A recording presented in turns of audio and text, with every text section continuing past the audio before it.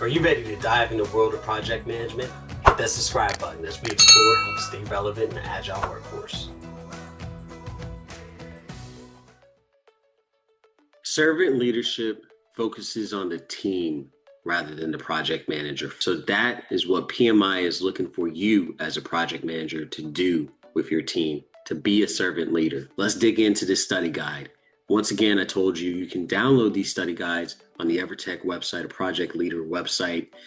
Definitely follow along while you're doing your reviews. Let's dig in. A servant leader is a type of leader that focuses on understanding and addressing the needs and the development of the project team members and enabling the highest possible project team performance. So you don't see anything about the servant leader trying to focus on them individually or about the project or deliverables. This is all about the team, development of the project team members to enable them the highest possible project team performance. So this is leadership, team performance, team. Servant leaders emphasize developing project team members to the highest potential. There's a common trend with all these questions. Are project team members growing as individuals? Are project team members healthier, wiser, more accessible, and more autonomous? Are they more likely to become servant leaders? Allow the project to self-organize when possible and increase levels of autonomy, that is independence, by passing appropriate decision-making to the project team members. So you're seeing that this is flowing down a lot of those leadership skills and abilities to the team members, not focusing on individual leadership skills that the project manager has. Obviously, you have to have that, but this is serving the team, focusing on what's in it for them, the project team. There are servant leadership behaviors that you will need to identify, and you have to identify when you're looking at these questions, because if you understand this, then you'll be able to determine which questions or which answers are not what PMI is looking for you to do when you're running a project. Obstacle removal. This is critical of a servant leader. A critical role of a servant leader is to maximize delivery by removing impediments. We'll talk about impediments in a different video, but obstacle removal. Removing these obstacle issues. Removing obstacles that may hamper project team work. Solving easy impediments that the project team can deliver value upon and deliver business faster. So you want to look for those easy early ways that you can help the team and foster growth. You don't have to try to tackle the hard things. A lot of people try to be the ones that are like, oh, I'm going to try to solve the hardest prioritized item. Focus on easy early wins, build that confidence with the team. You're being a great servant leader. Diversion shield. Think about when you're a team and you get distracted, whether you may have functional managers or other individuals distracting you saying, hey, we need you. You get distracted all the time when you're working, especially in person. You need to protect the team from internal and external diversions that can redirect the project team from current objectives. This is through time fragmentation. Time fragmentation reduces productivity. So you need to shield them from non-critical external demands. You'll get that a lot. People will tell you about a functionality or feature that they are thinking about, and that may divert them from what they're currently working on. So encouragement and development opportunities.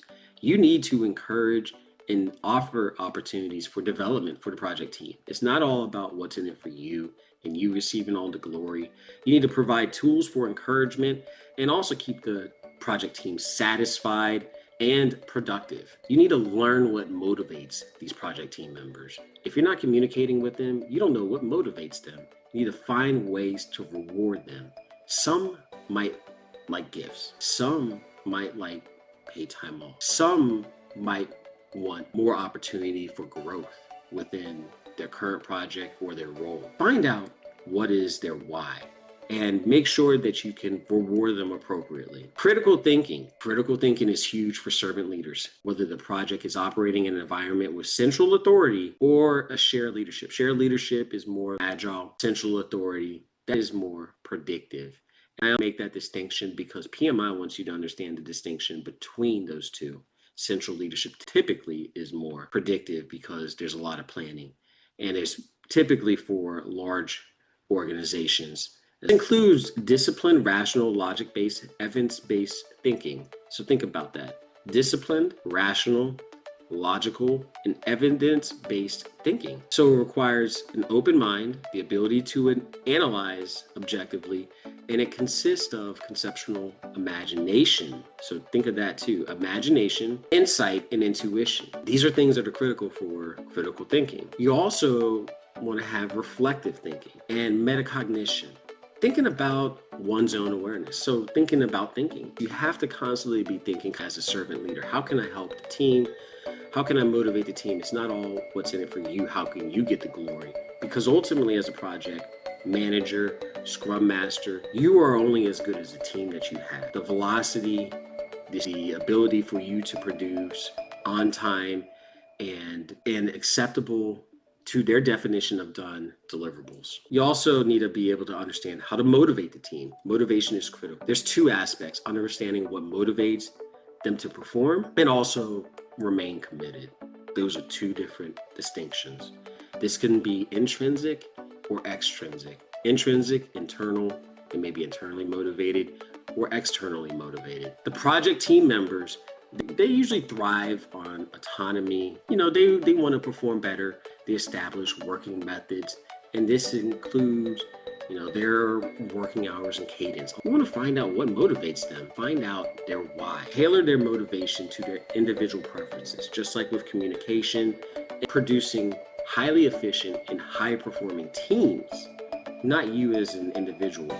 You as a servant leader need to produce a highly efficient and highly performing team. We're going to talk about some interpersonal skills, include emotional intelligence, decision making, and conflict resolution. Emotional intelligence, the ability to recognize our emotions and those of others. You have to recognize yours to be able to understand others. Recognitions of a person's feelings, empathy of feelings of others, and the ability to act appropriately are the cornerstone for effective communication, collaboration, and leadership. This is where a lot of psychology, a lot of sociology, just people skills come into play. Self-awareness and self-management are required to remain calm and productive during difficult situations. You're always going to have situations that are going to be difficult. Think about some project managers or managers that you've dealt with that lacked emotional intelligence.